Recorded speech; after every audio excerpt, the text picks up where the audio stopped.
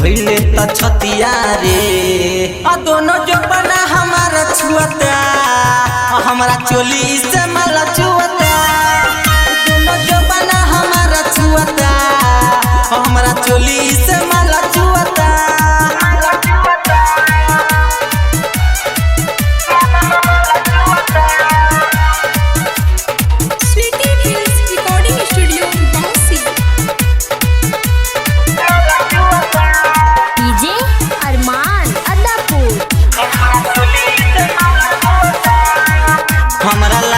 शरमा फुटल हमारो करम कैसे लाज के बतिया बताई सुनाए हो सखी खूब कैले बागती हम खोल के कैसे देखाई हमरा लागेला शरमा फुटल हमारो करम कैसे लाज के बतिया बताई सुनाए हो सखी खूब कैले बागती हम खोल के कैसे देखाई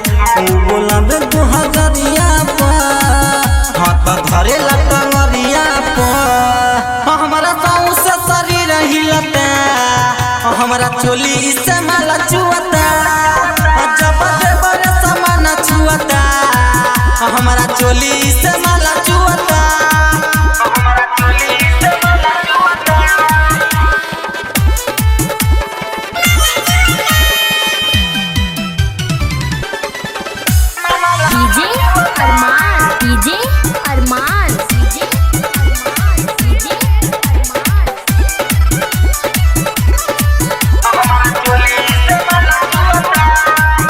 कहे हऊ देखा बतनी लहंगा उठा बाबारू बहुते भौजी गोरे गोरा हो सुनाए हो सखी बाहर गईले बापती बड़े देवरा बड़ी लाता ठोरा हो कहे हऊ देखा बतनी लहंगा उठा बाबारू बहुते भौजी गोरे गोरा हो सुनाए हो सखी बाहर गईले बापती बड़े देवरा बड़ी लाता ठोरा हो डॉक्टर राजू नहीं मने बतिया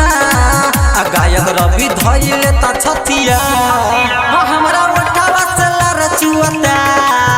हमरा चोली से